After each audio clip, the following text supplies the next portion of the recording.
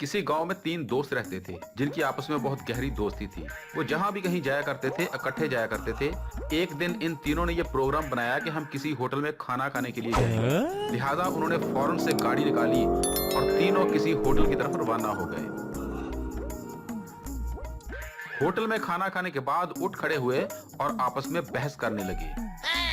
अच्छा यार, आप लोगों को जानकर बड़ी खुशी होगी कि आज का बिल मैं अदा करूंगा, आप दोनों को करने की जरूरत नहीं है। अबे नहीं, आप नहीं दोगे, बिल मैं दूंगा। क्योंकि पिछला बिल आप दोनों ने दिया था, इस दफा मेरी बारी है, मैं ही आज का बिल दूंगा। ये सुनकर उनका तीसरा दोस्त भी उनमें कूद पड़ा और कहने लगा, अरे नहीं यार, आप किस तरह की बातें कर रहे हो? आप दोनों को तकल्लुफ करने की जरूरत नहीं है, आज का बिल मैं अदा करूंगा। यार मैंने तुम दोनों को कहा ना, तकल्लुफ करने की कोई जरूरत नहीं है। जब मैंने कह दिया कि आज का बिल मैं अदा करूंगा तो फिर मैं ही अदा करूंगा। आप दोनों मेरे बहुत गहरे दोस्त हो, आप दोनों का मुझ पर बड़ा एहसान है, लिहाजा मेहरबानी करके मुझे ये बिल देने दें। यार मेरी बात जरा गौर से सुन लो, मैं जा रहा हूँ मैनेजर साहब के पास बिल देने के लिए, और कोई भी यहाँ से अपनी जगह से हिलेगा नहीं, मेरे पीछे कोई ना आना। अरे यार तुम यहाँ बैठो, कहाँ जा रहे हो? मैंने कहा ना बिल मैं ही दूंगा, आप लोग यहाँ बैठो आराम से। ये तीनों दोस्त इसी तरह मुसलसल आपस में बहस करते जा रहे थे कि एक कहता था बिल मैंने अदा करना है और दूसरा कहता था बिल मैंने अदा करना। इस तरह तीसरा भी जिद था कि बिल वो ही अदा करेगा। दूसरी तरफ होटल का मैनेजर खड़ा ये सब कुछ सुन रहा था और देख रहा था, और अंदर ही अंदर वो ये सोच रहा था कि आज के दौर में भी दोस्तों के माबैन इतना एहसास पाया जाता है। खादिम हुसैन, बात सुनो। जी सर जी।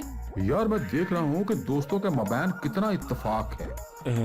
हमारे होटल में ग्रुप की शक्ल में जब भी दोस्त आते हैं तो उनमें से हर एक की ये ख्वाहिश होती है कि कोई दूसरा ही बिल अदा करे, उसे ना देना पड़े।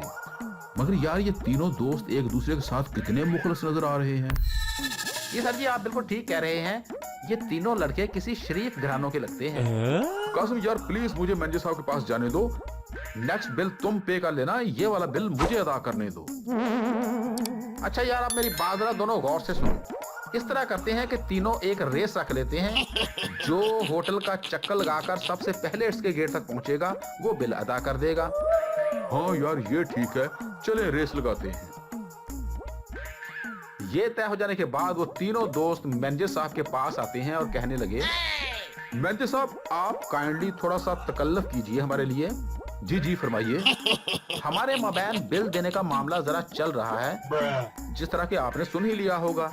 जी जी मैंने सुन लिया है, बल्कि मैं तो इंतहाई हैरान हूँ इस बात पर कि आज के दौर में भी हमारे मुआशरे में आप जैसे खैरख्वाह और मुखलस दोस्त पाए जाते हैं।